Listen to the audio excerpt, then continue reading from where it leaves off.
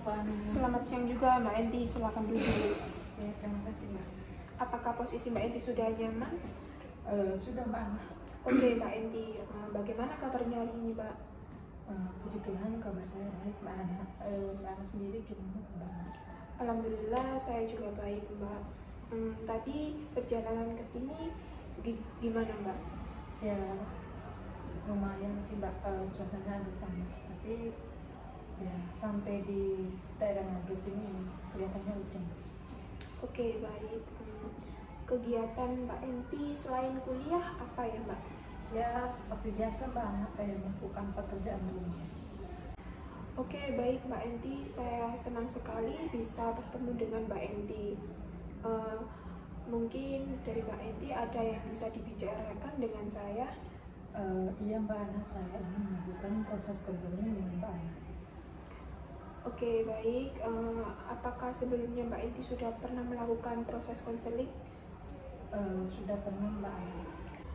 Berarti Mbak Enti sudah tahu ya apa itu proses konseling, dan di proses konseling ini ada asas-asas keterbukaan dan kerahasiaan, di mana Mbak Enti menceritakan permasalahan Mbak Enti secara terbuka, dan Mbak Enti juga tidak perlu khawatir lagi karena permasalahan Mbak Enti akan rahasia.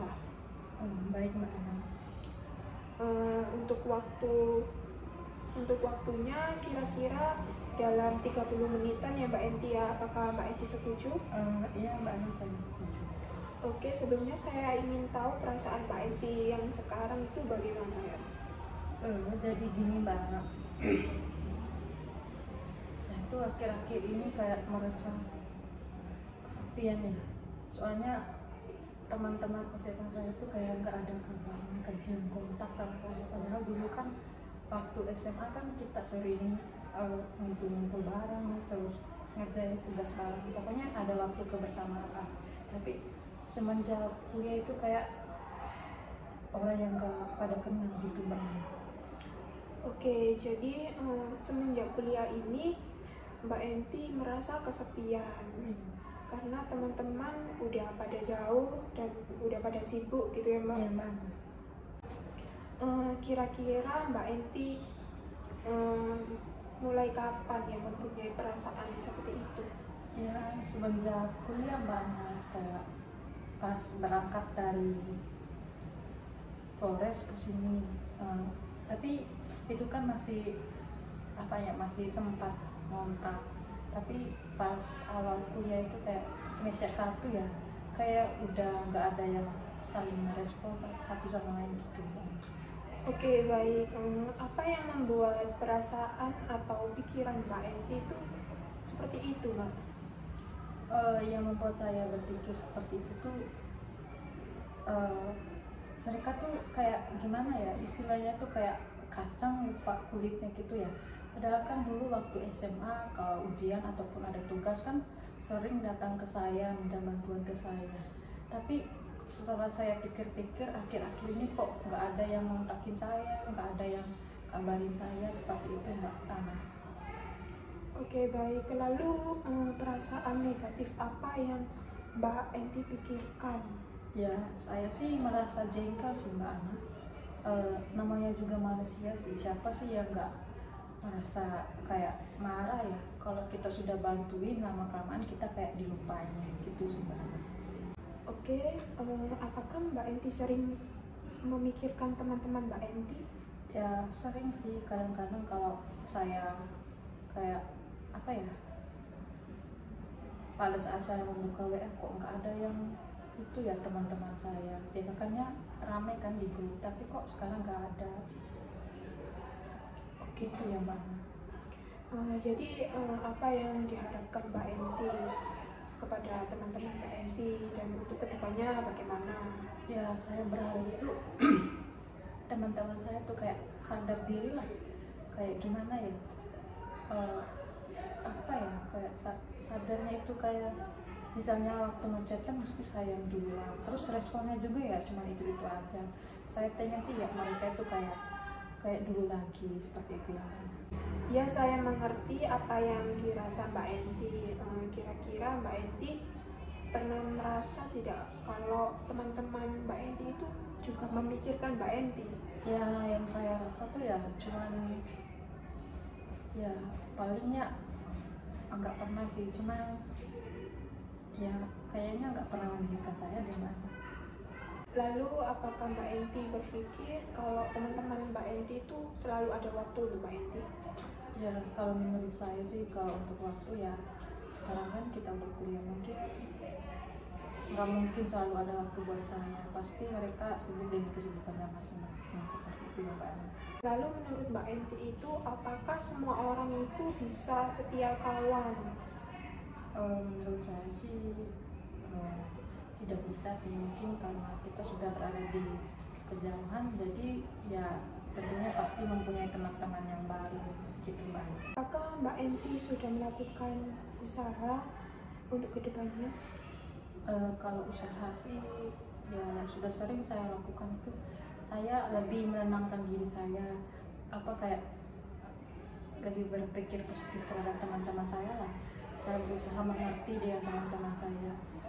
Mungkin mereka itu sibuk dengan tugasnya ataupun ada kesibukan masing-masing seperti itu Mbak. Lalu bagaimana jika hal tersebut itu terulang kembali atau terjadi kepada Mbak Enti lagi? Kalau misalnya hal tersebut terjadi lagi ya, saya itu kayak kembali ke pribadi saya sendiri. Saya kayak melihat apa sih yang selama ini saya lakukan kepada teman-teman saya. Mungkin ada beberapa kesalahan dari saya terhadap teman-teman sehingga mereka itu kayak jarang ngabarin saya gitu. Ya intinya saya tidak boleh terlalu berlebihan lah berpikir negatif terhadap teman-teman saya seperti itu Mbak. Apakah jawaban Mbak Enti itu tadi sesuai dengan apa yang Mbak Enti harapkan? Kalau dari jawaban saya ini sudah sangat tepat dengan tujuan dan harapan saya Mbak. Lalu kira-kira apakah ada gambaran untuk kedepannya dan apa yang direncanakan Mbak Enti untuk kedepannya? Untuk kedepannya itu saya berencana saya tuh kayak lebih berpikir positif ya terhadap teman-teman saya.